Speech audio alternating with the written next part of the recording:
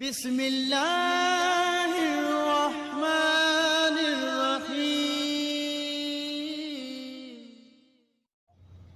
अऊज़ु बिल्लाहि मिनश्शैतानिर्रजीम। बिस्मिल्लाहिर्रहमानिर्रहीम।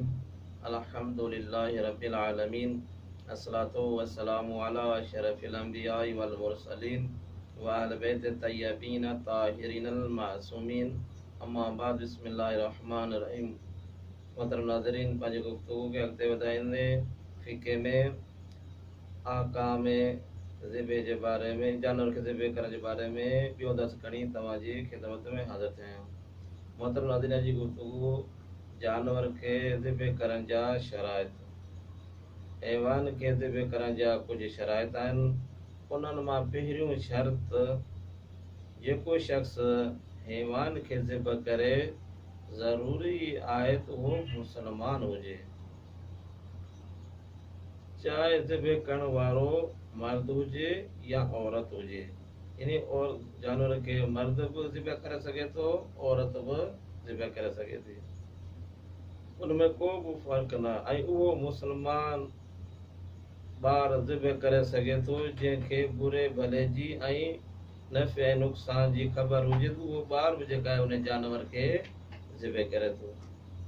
मोहतरम नाज़रीन, पंहिंजे मुआशरे में बाद इलाक़नि में हैवान खे फ़क़ति मर्द ज़िबह करे सघे थो, औरत ज़िबह नथी करे सघे। बल्कि इस्लाम में आहे जेका आहे हैवान खे औरत बि ज़िबह करे सघे थी। ईअं कोन्हे फ़क़ति जेका मर्द ज़िबह करे सघे थो, औरत ज़िबह नथी करे सघे, बल्कि हैवान खे मर्द बि ज़िबह करे सघे थो ऐं औरत बि ज़िबह करे सघे थी। ऐं जेका आहे इहो ॿार बि जेको आहे उनखे ज़िबह करे सघे थो, जेको नफ़े नुक़सान जी ख़बर रखंदो हुजे। ऐं बाद चवंदा इलाइक़े में चवंदा औरत ज़िबह नथी करे सघे त इहो जेको आहे ग़लति तसवर आहे। बल्कि इस्लाम में औरत खे बि इजाज़त आहे त जेका हैवान खे ज़िबह करे सघे थी।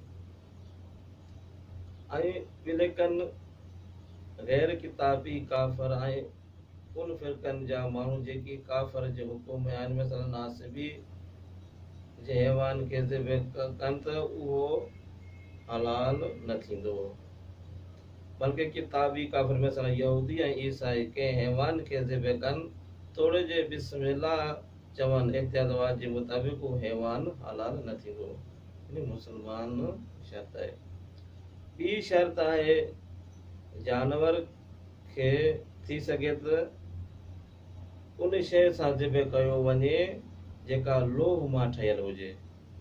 एहतियात वाजे जे मुताबिक़ स्टील जी छुरी या चाकू सां कंहिं हैवान खे ज़िबह करणु काफ़ी न आहे। पर जेकॾहिं लोहे जी शइ न मिली सघे त अहिड़ी तेज़ शइ मिसाल शीशे ऐं पथर सां बि ज़िबह करे सघिजे थो, जेको हिन जानवर जूं 4 रगूं जुदा करे सघे। चाहे हैवान खे ज़िबह करण जे लाइ उहे न बि ठहियल हुजनि त बि इन्हनि सां जेका आहे इंसान ज़िबह करे सघे थो। ऐं टी शर्त जेका आहे ज़िबह करण महिल हैवान जो मुंहुं क़िबले जी तरफ़ हुजे। जेकॾहिं हैवान बीठल हुजे त उन जो क़िबले ॾांहुं मुंहुं जीअं निमाज़ी वांगुरु हूंदो आहे, अहिड़े नमूने सां उन जानवर जो क़िबले ॾांहुं मुंहुं हुजणु ज़रूरी आहे। जेकॾहिं हैवान सॼे या खाॿे पासे लेटल हुजे त उन जो नरघट जेको आहे या पेट जेको आहे क़िबले तरफ़ हुजे, लेकिन पेरनि जो क़िबले जी तरफ़ हुजणु ज़रूरी कोन्हे को।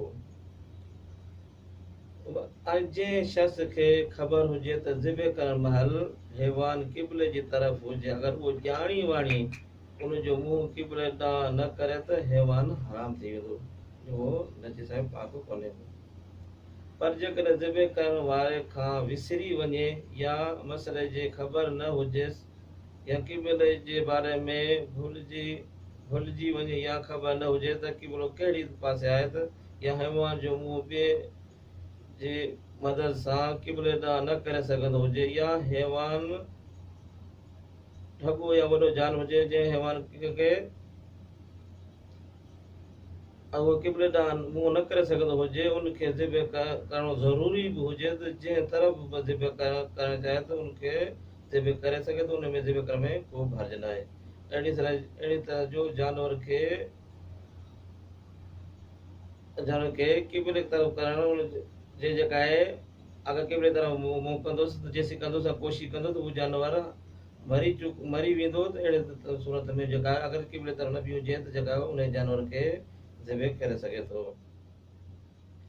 अॼु जी गुफ़्तगू पंहिंजी पहुचाइणे पहुते इंशाअल्लाह ईंदड़ किस्त में ॿियूं शराइतूं बयानु कंदासीं। अस्सलामु अलैकुम वरहमतुल्लाहि वबरकातुहू।